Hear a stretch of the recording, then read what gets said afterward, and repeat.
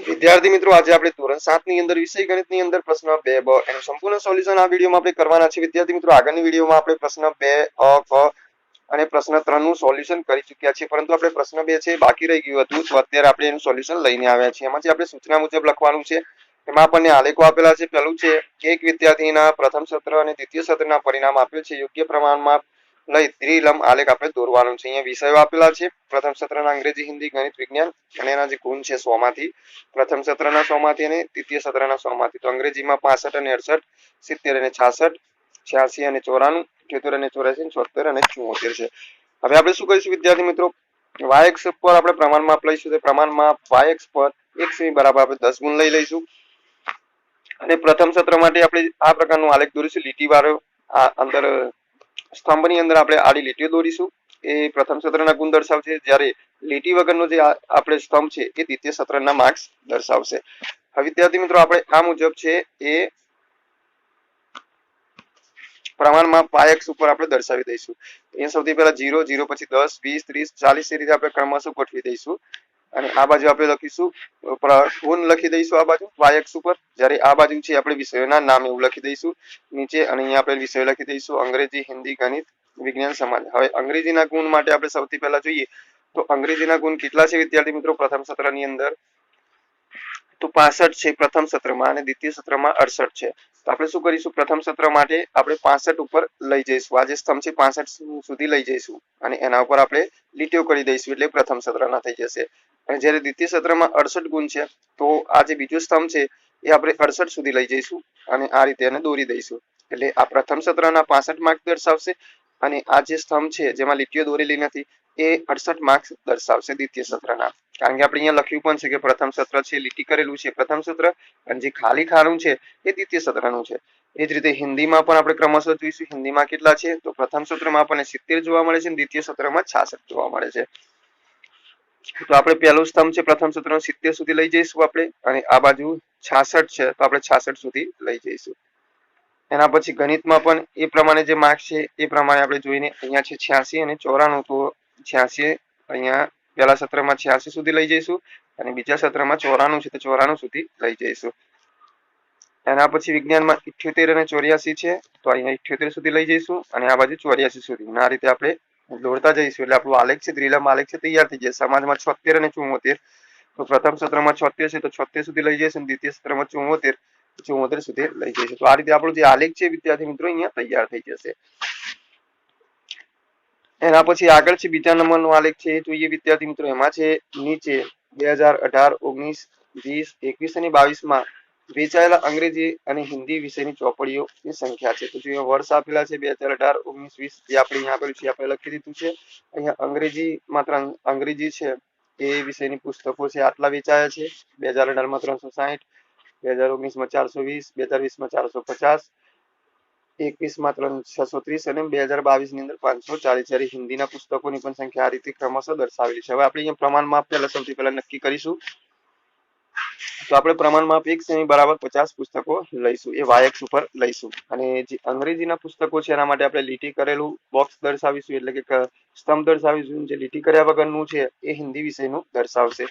હવે y-અક્ષ ઉપર આપણે પ્રમાણ માપ છે 1 સેમી બરાબર 50 પુસ્તકો નક્કી કર્યા છે, તે પ્રમાણે આપણે દર્શાવી દઈશું. તો અહીંયા આપણે પ્રમાણ માપ છે એ રીતે દર્શાવી દઈશું. તો સૌથી પહેલા અહીંયા 0, 0 પછી 50, 100, 150, 250, 50 ઉમેરતા જઈશું. તો આ રીતે આપણે 900 સુધી લઈ જઈશું. સૌથી પહેલા અહીંયા આપણે શું કરવાનું કે સૌથી વધારે સંખ્યા કેટલી છે એ જોઈ લેવાનું, પછી એ પ્રમાણે આપણે લઈ જવાનું. તો અહીંયા આપણે જોઈએ તો સૌથી વધારે છે એ આપણને અહીંયા 640 સુધી જોવા મળે છે. તો આપણે એને 650 સુધી લખીએ તો ચાલે, આટલું 900 સુધી લખવાની જરૂર નથી. સૌથી મોટા 640 છે તો 650 સુધી લખીએ તો ચાલે, અથવા તો 700 સુધી લખીએ તો ચાલે. હવે જો અંગ્રેજીના આપણે 2018 ના વર્ષની અંદર 360 અને 480 છે. અહીંયા આપણે 2018 લખીશું અને અહીંયા આપણે 360 સુધી પહોંચાઈ જઈશું. અને એના પછી કેટલા છે તો 480, તો 480 સુધી આપણે 2018 ની અંદર હિન્દી અને અંગ્રેજીના જે પુસ્તકો વેચાય છે એ પ્રમાણે આપણે લખી દઈશું. અને આ બાજુ વિદ્યાર્થી મિત્રો આપણે લખી દેવાનો કે પુસ્તકોની સંખ્યા, વેચાયેલા પુસ્તકોની સંખ્યા આ બાજુ લખી દઈશું વર્ષ. બરાબર. એ રીતે પછી ક્રમશઃ વિદ્યાર્થી મિત્રો અહીંયા 2019 માં ઉપરથી આપણે જોઈને લખતા રહીશું, 2020 માં, 2021 માં અને 2022 માં. તો આ રીતે આપણે દોરતા જઈશું ક્રમશઃ જોઈને એટલે આપણો જે ધ્રુવીય આલેખ છે એ તૈયાર થઈ જશે. એના પછી ત્રીજા નંબરનું આલેખ છે એની અંદર વિદ્યાર્થી મિત્રો મહેન્દ્ર 7મા ધોરણમાં પ્રથમ સત્ર અને દ્વિતીય સત્રમાં જુદા જુદા વિષયો મેળવેલા ગુણ નીચે દર્શાવ્યા પ્રમાણે છે. માહિતીનું દ્વિતીય આલેખ દોરવાનું છે. તો વિષય છે ગણિત વિજ્ઞાન અંગ્રેજી ગુજરાતી સમાજ. પ્રથમ સત્ર અને દ્વિતીય સત્ર અહીંયા 84 અને દ્વિતીય સત્રમાં 86 છે. પછી અહીંયા 76 અને 68 66 અને 60 63 અને 52 68 અને 78. તો વિદ્યાર્થી મિત્રો અહીંયા પ્રથમ સત્ર માટે આપણે લીટીવાળું સ્તંભ દોરીશું અને લીટી વગરની દ્વિતીય સત્ર માટે. હવે y અક્ષ ઉપર આપણે સૌથી પહેલા પ્રમાણ માપ નક્કી કરી લઈશું. તો અહીંયા વિદ્યાર્થી મિત્રો જોઈએ તો સૌથી મોટા કેટલા છે વિદ્યાર્થી મિત્રો અહીંયા સૌથી મોટું છે એ 84 સુધી છે. તો આપણે 90 સુધી લઈ શકીએ. અને પ્રમાણ માપ આપણે વિદ્યાર્થી મિત્રો 1 સેમી બરાબર 10 માર્ક ગુણ પણ લઈ શકીએ. અને અહીંયા આપણે જે પ્રમાણ માપ લીધું છે એ તમે જુઓ તો અહીંયા એ જ લીધું છે પ્રમાણ માપ, પરંતુ અહીંયા 200 સુધી લખ્યા છે તો 200 સુધી લખવાની કોઈ જરૂર નથી. આ બાળકોએ લખી છે એટલે થોડું વિદ્યાર્થી મિત્રો એમને વધારે પડતું કરી દીધું છે.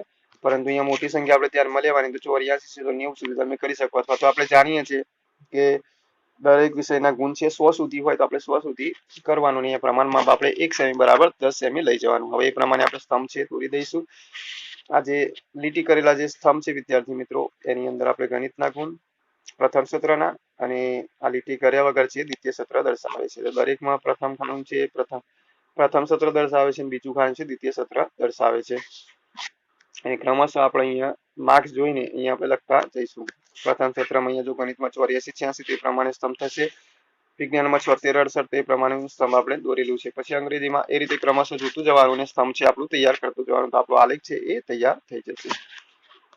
એના પછી ચોથા નંબરનું છે એમાં છે એક વસાહતનો સર્વે કરતા નીચે પ્રમાણેની માહિતી એકત્ર કરાઈ છે. એમાં છે મનગમતી રમત, એમાં ક્રિકેટ, બાસ્કેટબોલ, સ્વિમિંગ, હોકી અને એથ્લેટિક્સ છે. એમાં જોનારની સંખ્યાઓ આપણને આપેલી છે અને ભાગ લેનારની સંખ્યાઓ આપણને આપેલી છે. તો જોનાર માટે વિદ્યાર્થી મિત્રો આપણે લીટી કરેલો સ્તંભ દર્શાવીશું અને ભાગ લેનાર માટે આપણે ખાલી સ્તંભ દર્શાવીશું.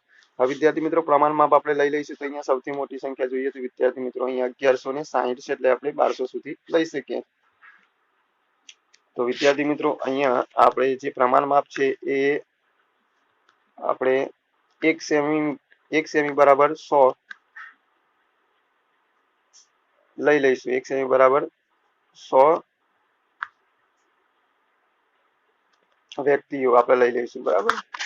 અને એ પ્રમાણે પછી આપણે લખી દઈશું. તો અહીંયા આપણે 0 થી 100 200 300 400 ની રીતે આપણે ક્રમશઃ જવા દઈશું. આપણે 1200 સુધી લઈ લેવાનું વિદ્યાર્થી મિત્રો, કારણ કે મોટામાં મોટી સંખ્યા આપણે 11 સુધી છે તે પ્રમાણે. હવે ક્રિકેટમાં જોઈએ તો વિદ્યાર્થી મિત્રો જોનારની સંખ્યા છે એ 1160 અને ભાગ લેનાર 840. તો 1160 સુધી આપણો જે સ્તંભ છે એ જશે જોનારની સંખ્યા માટે અને ભાગ લેનાર માટે આપણે અહીંયા સ્તંભ જશે. એ જ રીતે બાસ્કેટબોલમાં ક્રમશઃ આપણે કરતા જઈશું એટલે આપણો જે આલેખ છે એ તૈયાર થઈ જશે. તો વિદ્યાર્થી મિત્રો આગળ નવી વિડીયોમાં આપણે ફરીથી નવા પ્રશ્નો સાથે